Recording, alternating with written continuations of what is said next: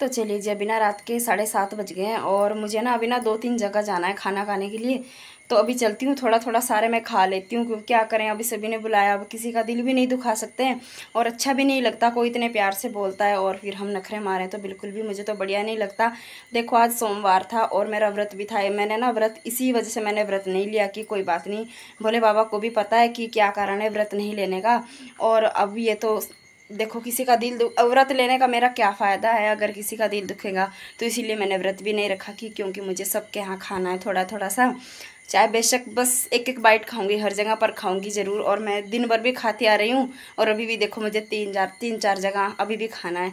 तो अभी मैं चलती हूँ फटाफट से, जितने को हस्बैंड जी ने आना उतने को मैं 1-2 जगह मैं निपटा देती हूँ, बाकी 1-2 जगह तो उनको भी खाना पड़ेगा। तो चलिए जी चलती हूँ मैं और दिखाती हूँ आप लोगों को भी मुझे कहाँ कहाँ जाना है।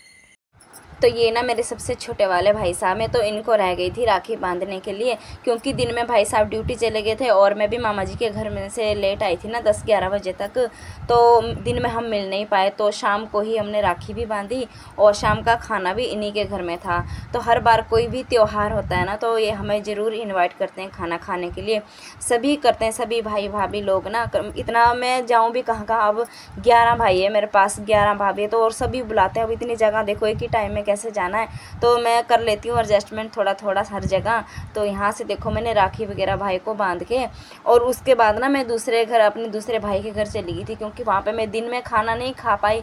तो फिर वो गुस्सा कर लेते हैं कि नहीं हमारे घर क्यों नहीं खाया, तो किसी का भी वो नहीं करना है, दिल नहीं दुखाना है। तो इसीलिए मैंने यहाँ से राखी बांध के पहले मैं एक जगह दूसरे भाई के घर गई, तो वहाँ पे भी भाई को राखी रह गई थी बांधने के लिए क्योंकि भाई वहाँ भी दिन में नहीं थे घर में और वो भी शाम को ही आए, तो उनको भी शाम को ही बांधी। बाकी तो सबको मैंने ना दिन में बांधी थी, बस जो घर में नहीं था उनको शाम को बांधी थी। और ये मेरी भतीजी है, ये वाली भी देखो कितनी प्यारी है, बहुत अच्छी है, सारी मेरी भतीजियाँ हैं, सबकी बुआ हूँ मैं यहाँ पे। बहनें तो मेरी बहुत है, ऐसी है कि मेरे उनके बच्चे और मैं बिल्कुल एक जैसे हैं, और जो मेरी उम्र की हैं वो सारी मेरी भतीजियाँ हैं, क्या करें।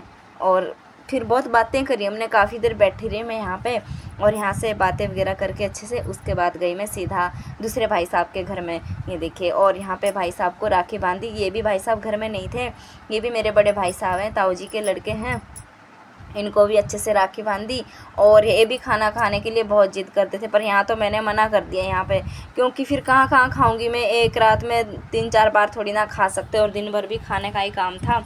तो यहाँ के लिए मैंने मना कर दिया कि भाई साहब मैं फिर खाऊंगी। और ये रहे हमारे फ़ौजी साहब, इधर दामाद जी बैठे हैं, इधर भाई साहब बैठे हैं और फ़ौजी साहब भी हमारे अभी छुट्टी आए हैं। तो ये हमारी भाभी जी है देखो, तो इनको राखी बांध के अच्छे से फ़ोटो वगैरह खींच के और उसके बाद मैं आ गई थी देखो दूसरे भाई साहब के घर में। तो यहाँ पर देखो गर्मा गर्म रोटियाँ बना रही है हमारी भतीजी और भाभी जी ने देखो, मैंने तो सिर्फ पनीर खाया, भाभी कह रही थी कि नहीं मीठा भी खाओ, खीर बना रखी है सब कुछ, पर मैंने मना कर दिया कि मैं तो थक गई हूँ दिन भर मीठा खा खा के, मुझे तो बस थोड़ी सी सब्जी दो आप लोग।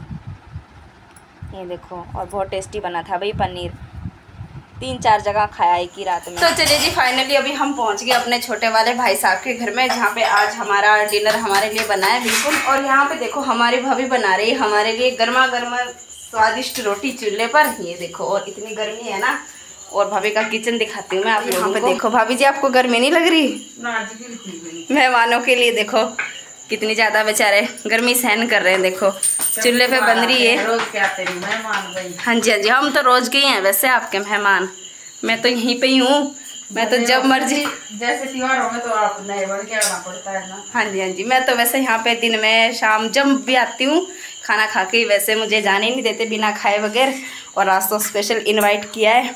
और ये देखो हमारी भाभी की किचन देखो कितनी प्यारी है, सारा कुछ अच्छे से सेटिंग करके रखा है भाभी ने।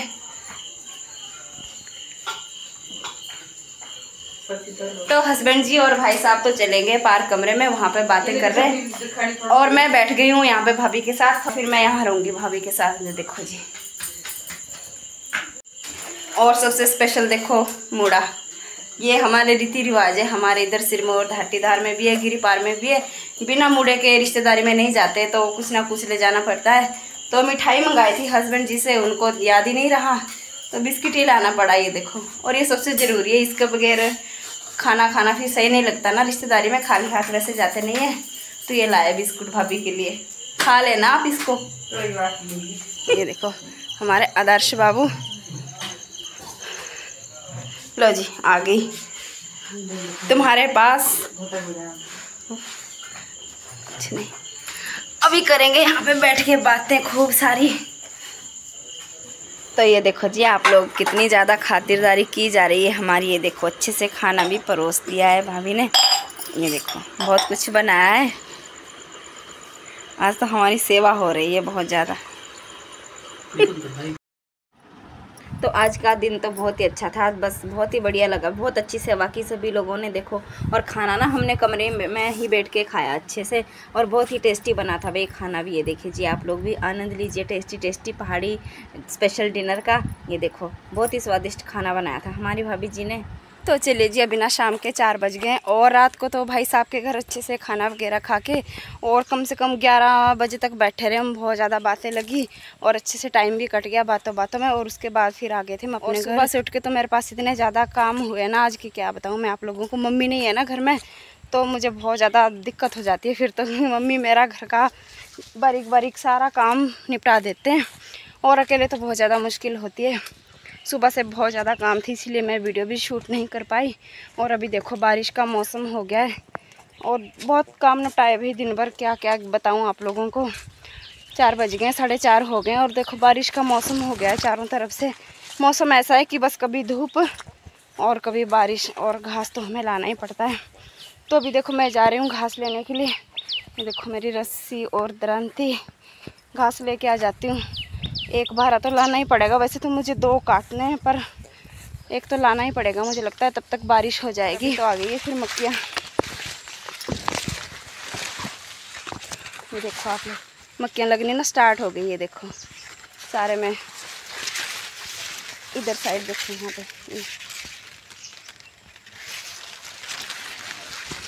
तो ये देखो जी ये जो मक्खियाँ हैं ना, इन मक्खियों के बीच में जाकर काटना पड़ता है घास।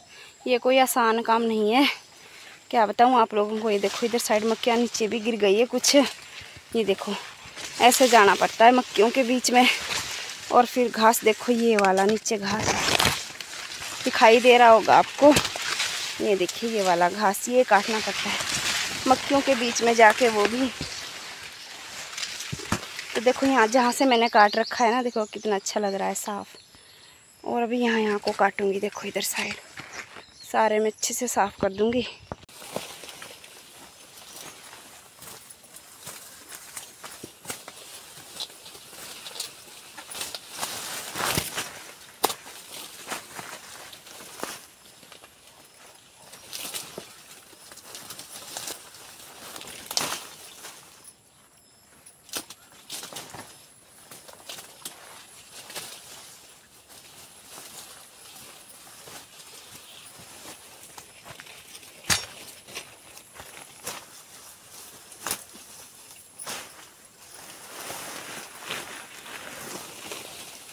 तो फाइनली मैं ना पहुंच गई हूँ घास लेके घर। ये देखो और बड़ी मुश्किल से उठाया भाई। काटने की नहीं है दिक्कत, पर उठाने की तो इतनी ज़्यादा दिक्कत है ना कि क्या बताएं आप लोगों को। नीचे से उठा ही नहीं सकते खुद, बड़ी मुश्किल से उठाया। बहुत ज़्यादा भारी हुआ भाई आज तो। और ये घास तो अभी ना बहुत कम है, इसका क्या होगा, थोड़ा और काटना पड़ेगा। थक गई हूँ बहुत ज़्यादा, थोड़ा रेस्ट कर लेती हूँ, उसके बाद यहीं घर के पास काटूँगी। अभी तो मैं नीचे नदी के पास वाले खेत से लेकर आई हूँ घास ना, वो थोड़ा दूर है। और यहाँ भी नज़दीक से काटूँगी, थोड़ी देर रेस्ट कर लेती हूँ, उसके बाद पानी पी लेती हूँ। तो 2-3 दिन पहले ना पाँव फिसलने के कारण ना नीचे गिर गई थी, और उस वजह से मेरी उंगली में मोच आ गई थी। तो काफ़ी दिन से मैंने भी इग्नोर ही कर रही थी, मैं थोड़ी बहुत दर्द थी तो मैंने इग्नोर कर दिया। पर बाद में जैसे हाथ हिलता रहा ना, काम करती रही, और दर्द थोड़ा ज़्यादा बढ़ गया।